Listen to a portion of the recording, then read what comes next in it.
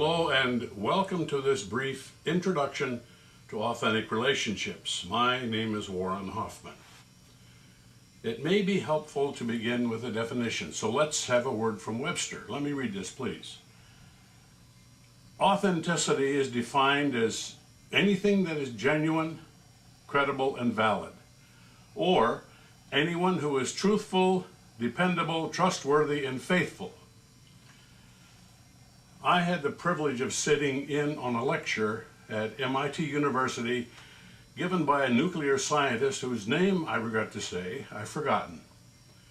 I still remember his stunning outline and clarity of thought. He had 4 points, and his first point is something you'd expect someone like me to say. First is 4 points. Authenticity has 4 pillars. Number 1, authentic relationships, authentic thinking, authentic decisions, and authentic outcomes. He stunned me with his first point. Quote, everything begins and ends with authentic relationships. These words from a so-called hard scientist were even more remarkable when he said, if you don't have authentic relationships, the rest of what you do will be a joke.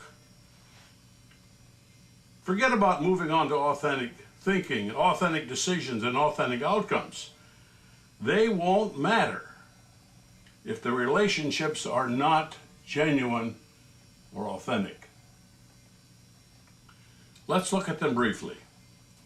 I invite you to consider and critique what you hear and match it against your personal experience as a leader in the organizations you serve. I wrote the criteria for each of the pillars. If you care to add your list, please do so. Let's begin with authentic relationships, and there are at least 5 characteristics in the first pillar. 1, trust. My question is, why would anyone want to live with or work with anyone who is not trustworthy? 2, open and fearless communication, not fearful, fearless communication. 3, accessibility. 4, determining what is right. And 5, suspending judgment until all the known facts are in. If these things are in place, then, says the professor, you can move on to authentic thinking. And there are at least 4 characteristics here. 1, reviewing pros and cons, discerning patterns, examining alternatives and options, and anticipating implications.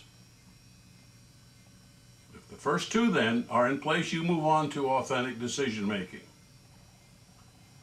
And the characteristics here are gathering input from all reliable resources.